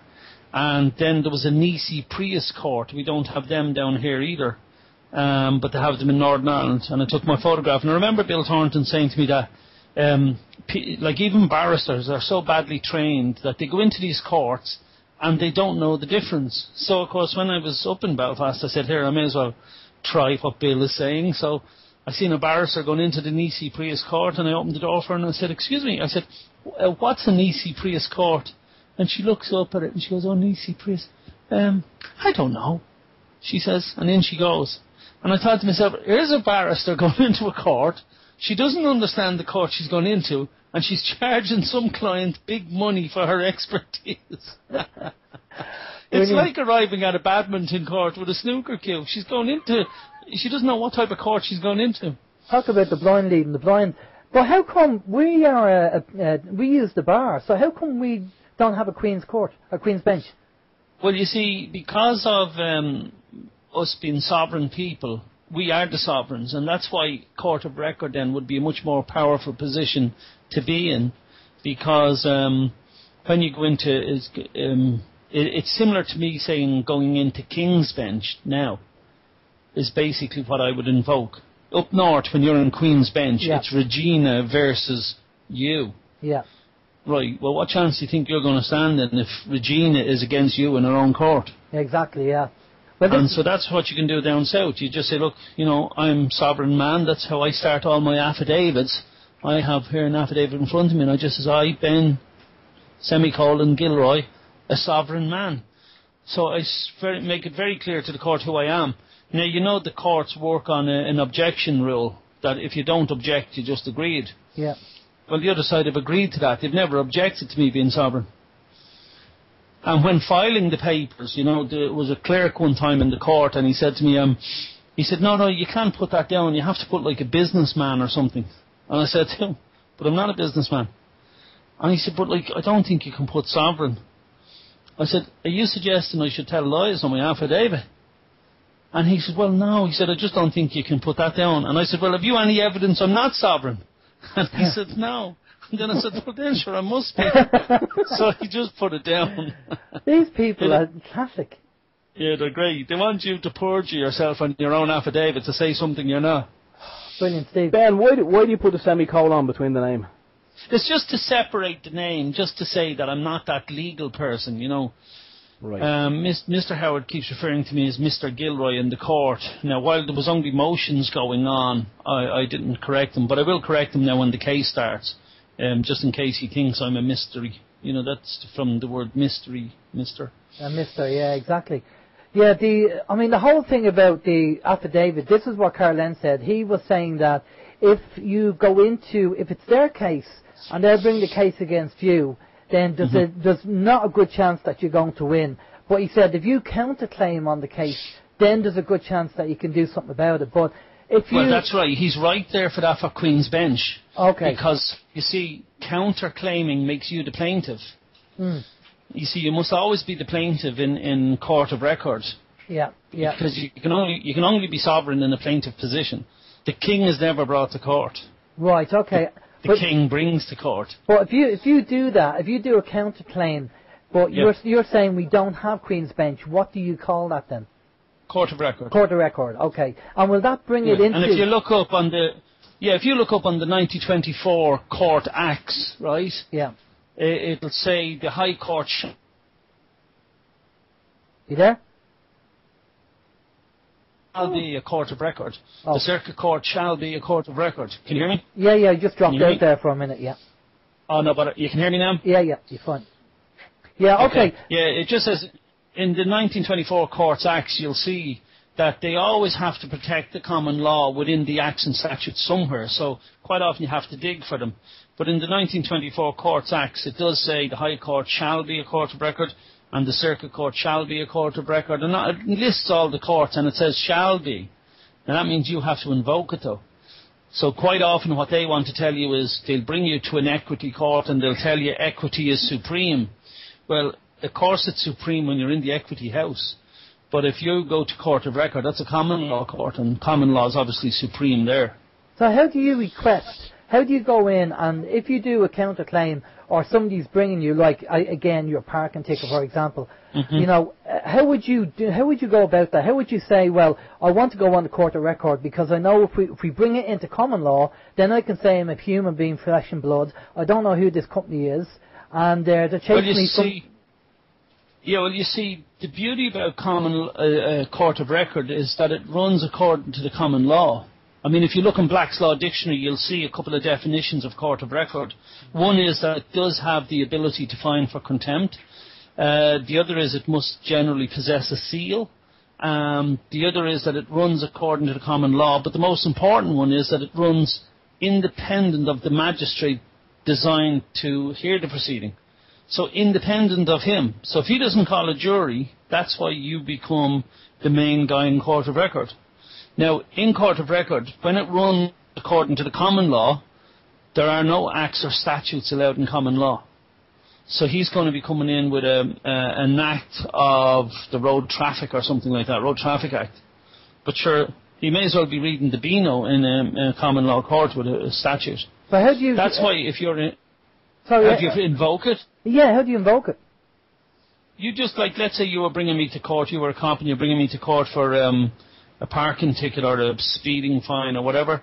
I just counterclaim for infringing on my rights and harassing me, trespassing on my case, and I just say on my papers, and I bring to this court of record and complain of the following. So I just mark it as a counterclaim, say, I, Ben, semicolon, Gilroy, sovereign man, bring to this court of record and complain of the following.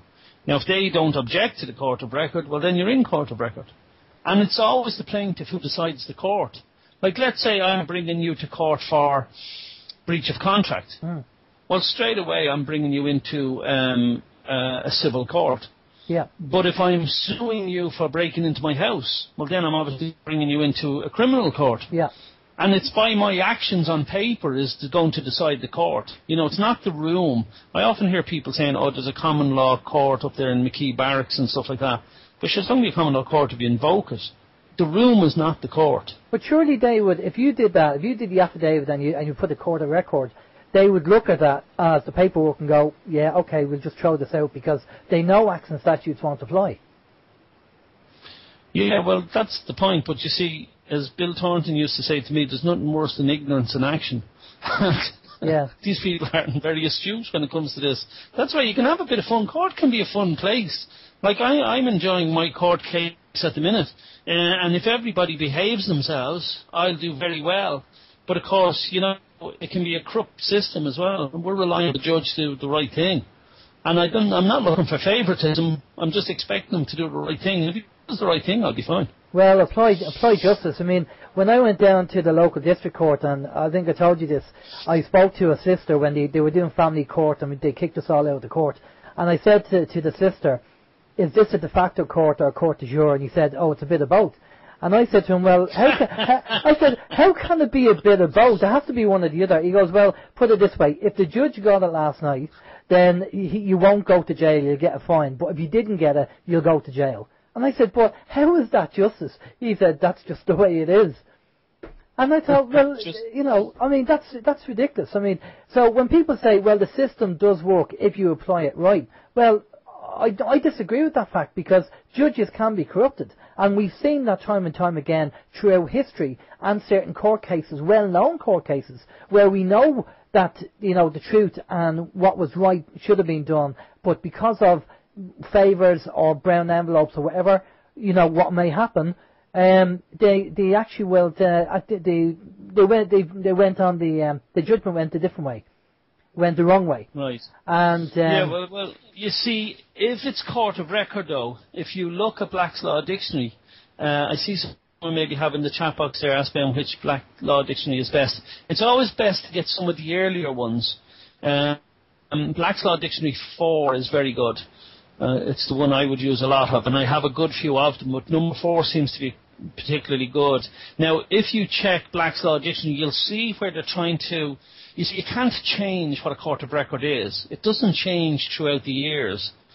So what they do in Black's Law Dictionary is they try to drop a few of the principles of court of record. So in Black's Law Dictionary 4th edition, you will see where it says a court of record runs independent of the magistrate.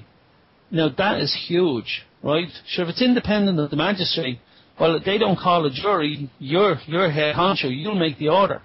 Now, in the later versions of Black's Law Dictionary, it looks like there's only 2 things there. It says, has a seal and runs according to the common law. But it actually has 5 points back in the other one. That's interesting. And is that part of their scheme, is to actually, when they update legal dictionaries, they take information out so people don't actually realise what the real truth is, what the real information is? Yeah, well, that's it. Of course, you can see where they're trying to, change it to their way of thinking, but they can't actually change what the court is. So by just keeping us ignorant and removing a few of the statements of what it is, somebody says you can't invoke common law if you are using some sort of legal ID. Well, you can, because they won't raise that issue. I mean, they won't raise that issue with you. So you can just go in and say, yes, I'm Ben Gilroy. And if they say, oh, the legal person, or whatever, you say, yes, if whatever you want me to be, I'm Ben Gilroy, you can still invoke court of record. Just the same way as I bring anyone to court for, say, breaking into my house. It's exactly the same thing, or for assault or theft or anything like that. And you can invoke court of record. Yeah, no, well, that's. I mean, it's brilliant to know, and that's something that we're probably going to have to get our hands on. Version 4, issue 4 of Black's Law Dictionary. Now, I have the Gartner's Legal Dictionary. It's the one that Vin has, and he recommended getting it. And I noticed when you look up statute, it said it carries the force of law. Now, there's also a maximum. There's also a maximum law, which which consent creates the law. So, yeah. Well, it does. I mean, absolutely. And I tell you, a recent case I was in recently, I was helping a man who had a receiver on his land for 2 years, and I found a number of things wrong in the appointment. But when we went into court, the judge says because he had consented with the receiver for 2 years, that it's a bit late now to change that. In other words, what the judge was really saying was that you consented to parties makes law. You consented with this receiver for 2 years, and that is the law. So the receiver has standing. No, I agree with that. I mean, that's the fact, because he was also really was placed in Estoppel, because you can't consent with someone for 2 years and then say, hey, piss off, buddy. I agree with that. Yeah. But if a receiver's on your land and you don't consent, well, then you should never consent with him. Like, this guy actually helped him sell some of the properties and gave him up all the accounts and the books and all, where in the Eugene McDermott case out in Kennycourt Stud, I mean, you could never say that he consented with them receivers. And what about using notice of estoppel? Have you used that or come across it? Yeah, notice of estoppel is very good. I mean, I'll give you an example of how estoppel works. Let's say you were building a wall between you and your neighbour's house and you didn't really get on with him. And the builders never built a wall, and the dividing line was a little bit, give or take, let's say. Yeah. So what you do is you went down and you marked where you thought the wall would go in lime. And you wrote to your neighbour and you said, look, dear neighbour, I'm going to build a wall on this line. Do you agree that that's the line? Now, let's say he ignores you and you write again. Well, on the third time you write to him, you say, look, I have to build this wall. I have a dog and I have kids to keep in, and, you're always giving out about them going in on your part of the garden. And if it's a thing you don't reply by such and such a date, you will be in estoppel, to bring an action when I start building the wall. And that would be legal standing. And that's right, I agree. Estoppel is a good tool to use now and again. And I heard that you can use it for people who, I don't know, say you have not so much a car loan. A commercial loan for a van is different to a car loan because you're covered under consumer rights with a car lease, agreement. But with commercial vehicles, you're not. But you could still, if somebody say you didn't pay your van, the actual lease of the van, and somebody came up to take it, you could actually give them a notice of estoppel and say anything you do after this is going to be illegal until we sort this out because it's a commercial issue. Would that make sense? Yeah.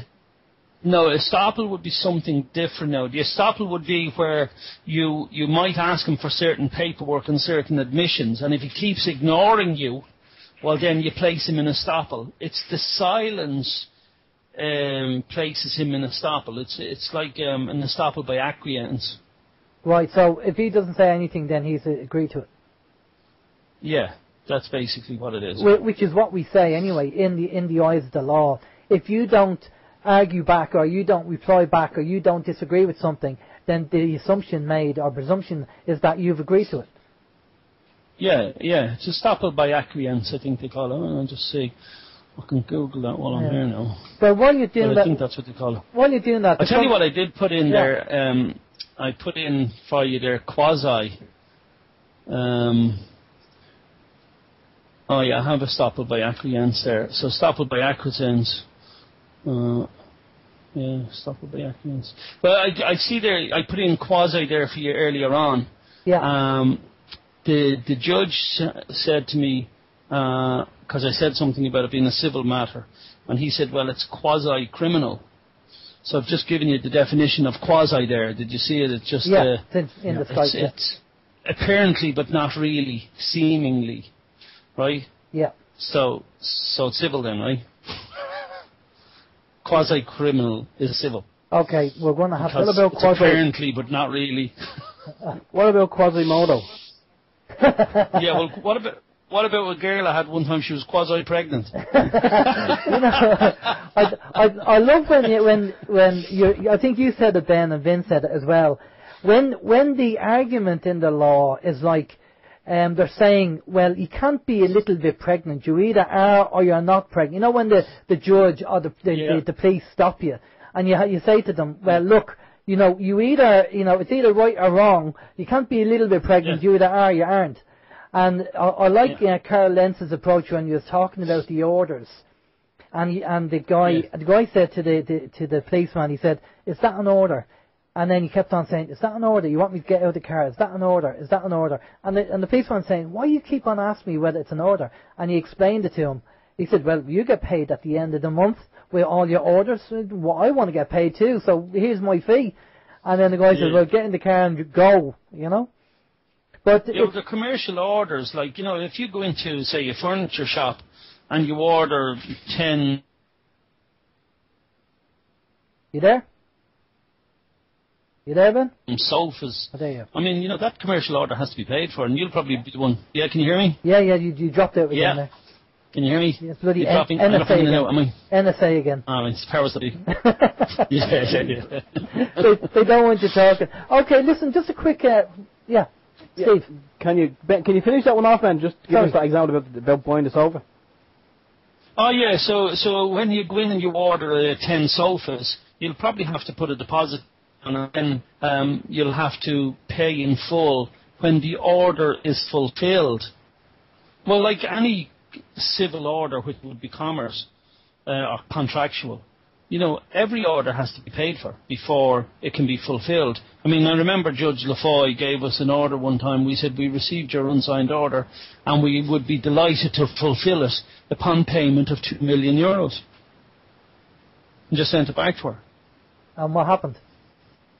Well, nothing. We don't fulfill the order. Okay, well, that's excellent. Then, because the money wasn't forthcoming. Yeah. Brilliant. Well, listen, we have just a couple of minutes left, because I know you're going to go on to the next show on People's Internet Radio. I believe you're doing a show with them as well at 9 o'clock, and they want to have a chat to you over a few things. But just to quickly give us an update on DDI and where you're at with them. Yeah? Yeah, look, there's people in DDI that are really good people, and then there's people who just don't get it. They think I'm toxic and that I'm a bit wild and stuff like that. And I say, why don't you go join another party where everybody, like, there's 50 new political parties after being set up in the last number of years, and I keep saying you'll never hear of them because they don't do anything, and the media won't search them out, and people aren't interested unless you actually want to change the system. They don't want another party just part of the system. That's why I don't believe Lucinda Creighton's party will do anything great except rob from the parties that's already there. But I keep saying, of those parties, there's 30% of the people that vote for them. And they're normally a staunch sort of, Fianna Fáil group, Fine Gael group, Sinn Féin group, and then a very small floating vote among that. But 70% of the electorate saying, I don't want any of you. And, you know, in a democracy, that has to be respected. And if that's the case, they should all stand down. Well, I know we don't have a democracy, Ben. I think we know that. I mean, we just don't have it. We have a dictatorship. That's what's going on, you know. And my big Phil wants to be a dictator. Yeah, and then... We must get him on the show one night. Yeah. I'll come on for a debate with him. Yeah, I'll have to try and get him on. I just have a sneaky suspicion. What do you think, Steve? I don't think Phil will come on. But we can ask him. Come on, and he can show me the error of my ways. Yeah, exactly. He can come on and explain how I have to pay this property tax. No better burger. no better man. I'd love him to explain to me how I have to pay a tax on my home for him and his cronies. I'd love how he can just show me that. Yeah, I mean, they get these pieces of paper and they write a few things on it, and then all of a sudden we have to pay money because they've made that decision. No. I'll agree with that if it's a two-way street. Will he accept mine? Yeah, totally. You invoice him, he invoices you. Fair enough, happy days. Well, you see, the rule of court and the rule of law is we're all equal in law. Exactly. Totally agree. Well, if we're all equal in law, I can write legislation then, can't I? Exactly, yeah, totally. And we are, as a sovereign man, human being, flesh and blood, we're actually higher than the government because they work for us, we don't work for them. That's correct. Right, okay. That's why they're known as civil servants. Yeah, civil servants more like. Okay, well listen Ben, I know you have a show to do at 9, so we won't keep you, but listen, thanks a lot for coming on. Is there anything quick or is there a roundup that you want to give us, anything you want to say? Just that, I will advertise when the court case is being announced to be on. It'd be great to see the support again because that's my only protection really in the court from the system. And it would really be great to just put one over on them because I shall be going after them then for damages. Brilliant. And that would be a bit of fun, you know. Brilliant. Okay, well that's brilliant, Ben. And listen, well, I'm sure we'll probably be in touch, but look, good luck with it anyway. And we will get you back on after that and then we'll have another catch-up and just see how things go. But listen, we'll let you go because I know you want to have a little bit of a break before 9 o'clock for the other show. So we'll just let you go now on Skype and we'll just say take care and we'll talk to you soon. Thanks, I'll talk to you soon. All right, Ben. Take care. Bye-bye. Bye. See you.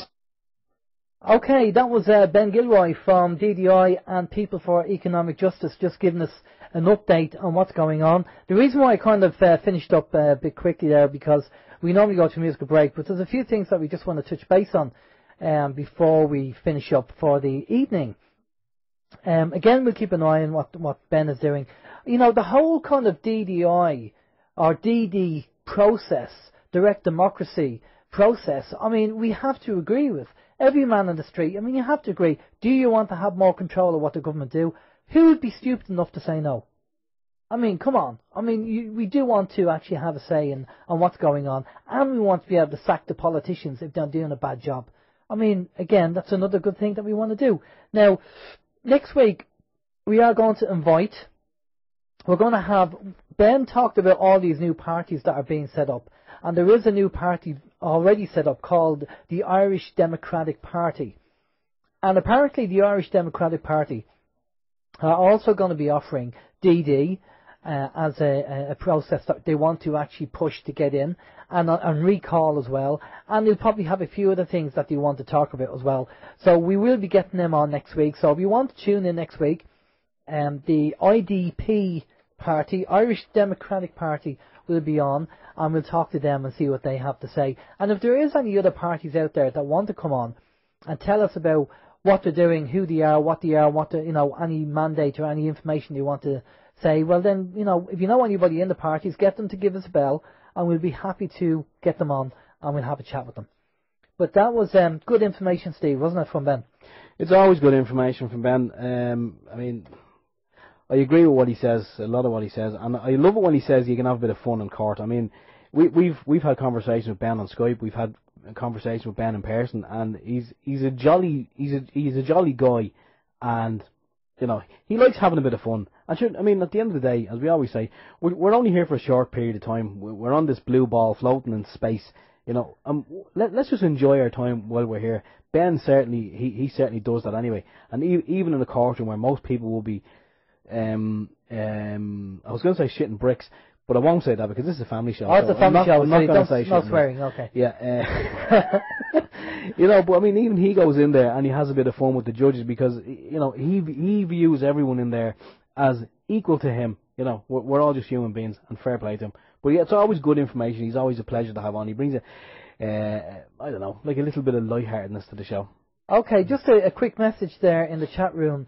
If you want the website for the People's Internet Radio, you go to peoplesinternetradio.com. So that's the website. If you want to pop over there at 9 o'clock, Ben will be back on, I believe, and they'll be interviewing Ben. And peoplesinternetradio.com, we're streaming on them now. We're going to be passing off the stream shortly. And Ben will be back on there, so you can pick up on. Ben will probably be talking about what his case and probably a few other things as well, as usual. But again, just a big thank you to everyone who helped OYM, who donated. It really does make a big difference, guys. Getting in the bits and pieces that we need here, having a good stream, having good equipment, having reliable equipment, all very good. It just makes our life easier, and it makes, rather than worrying about whether software will crash or hardware will break, it just makes a big difference. And as I say, thanks to people like Yoda and other people out there who've just, been a great support for OYM. We can't do it without you guys, and it's you guys that make it worth our while doing the show. So thanks again, a big thanks to everybody there. And Steve, I'm sure you'd probably agree with me on that one. Yeah, no, I can see that Yoda is logging there in the chat. I haven't spoke to him since we were down last week. I want to say a big thanks to you, Yoda, for the few bits that you did donate to us. As Alan said at the beginning of the show, I don't think you were listening at the time. You may not have been, but everything is kind of set up and running sweet. So yeah. Another bit done as was a Bertie fingers of hair, and you say that another bit done, but more to do. Another little bit done, and well done to everybody that attended the turning of the seal. I know I know Billy wasn't allowed in. There was a bit of a hoo-ha between the Lord Mayor and Billy not being allowed in, but I still think, even if he didn't go in, I think the turning of the seal went on. I've seen some video footage on it, and well done to Billy and everybody that turned up. Again, telling people that we have an Independence Day. People are shocked. They don't believe it. They think Ireland, everybody knows America, but they don't seem to know that Ireland has an Independence Day, which is the 21st of January. So again, put the word out there. As Ben said, his court case happened to be on the same date. That's quite convenient from the powers to be. But just get the word out there. Let people know we have an Independence Day. And maybe we get some kind of, proud to be Irish and people getting up and doing something about what's going on with the corrupt government that we have here. Now, don't forget, we have the Alchemy event coming up in April 2014 over in the UK. In a couple of weeks' time, we're going to have a few guests from the Alchemy event. They're going to be telling us all about what they're doing and what's going on. And then we'll have another catch-up a few weeks later. I think the week before that is on. And we have a couple of other guests coming on as well on the show. And if you do, thanks to everybody. They've been sending emails in and letting us know about certain guests that they'd like to hear on the show. We do our best to email and get them on, but sometimes people say they won't come on, or some people don't reply back with their emails. That's just the way it is. But we do try as best we can, so there you go, just doing what we can. So what have you planned for the week, Steve? Anything interesting? Yeah, I'm gonna get my hair done. No. I'm just gonna see how the weather fares out. Just go back to work, keep the head down, and just keep watching what's happening on various different streams. The keyboard warrior, as I say. Well, I wouldn't say we're keyboard warriors. We have me. You, well, no, but we do actively do stuff. We do. I get out of bed every morning. No. Steve is joking, but that's enough activity for me. He knows that we do stuff on the outside of OYM. We don't just sit in front of the radio station. There's other stuff that we do on the side, which is Steve's just too modest to say. So we leave it at that, I think. Okay. No, I'll be. I'm sure I'll be doing a few bits and pieces during the week. Yeah. Okie dokie. But thanks to the witness protection program, I can't tell you what it is. Exactly. It's all hush hush, And if you do, you'd have to kill me. Well, you're already dead. You just don't know it yet. Oh, okay. Well, now, the other thing that we're going to do is, there's a lot of talk, and for people who can open their mind, which is obviously who we are, about the bigger picture, there's an awful lot of talk out there regarding the fourth dimension and fifth dimension and energy changes on the planet and stuff like that. And there's people I know from a spiritual point of view, who are feeling certain things changing. And so we've asked JP from Ever Beyond, who's the host in Ever Beyond, he runs Ever Beyond, who's a very good guy and knowledgeable about this subject matter. He interviews a lot of people about it. And we've asked JP on in a couple of weeks' time to come on and to talk about it, because it's something that we haven't addressed in a long time. And I think with so many people globally talking about it, you know, you have your Tolacs and you have your Cobras and you have your Drumbelow Melchizedeks. And you have a number. Wow. Yeah, fair play to you for pronouncing that. There you go. And you have a number of people coming out and saying about the air changes taking place and the weather conditions that are taking place. We all know what's happening with the weather globally. So Mother Earth, Gaia, is making a change, and this pole shift, this expected pole shift. Now, some people are talking about, you know, they say, oh, does it, you know, again, don't get caught up on dates, but this is what they're saying. They're saying, you know, March, the end of March is supposed to be the first blood moon at the end of March, which is the equinox. And then somebody else, another guy called Mark Kahn, mentioned September 27th, 2015 as the date for the 5D transition. You know, all these dates are banded around, and we've heard them time and time again. People talking about dates and things happen, and nothing seems to happen that we know of. So I'll be just curious to see what happens, really, when we talk to JP and see what... Because JP interviews a lot of these people, so we just want to get a heads up on what he feels is going on. But I know he feels there are things going on.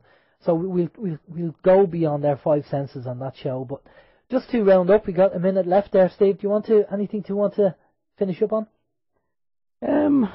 No, I'd say when you said about JP coming on, yeah, I mean, we spoke about this yesterday. We do hear a lot of information going around. There's dates getting thrown around. People saying, oh, the fourth dimension, the fifth dimension, the nth dimension, whatever. And nothing ever seems to happen. And, you know, you wonder, is that a smoke screen? Is it just people throwing around dates is it a distraction? What is it? I don't know. But maybe JP might be shed a bit of light on it, or at least, you know, bring us a little bit closer, and eventually we might, find the truth. Who knows? Who knows? But until next week, take care of yourselves, stay safe. This is Alan James. Take it easy. Bye-bye. Okay, and for myself, Stephen George, take care. Good night. Have a good one. Stay tuned to People's Internet Radio for more good interviews and good crack. I think they're going to have Ben Gilroy on at 9 p.m. So until then, good night. God bless. Catch you next week.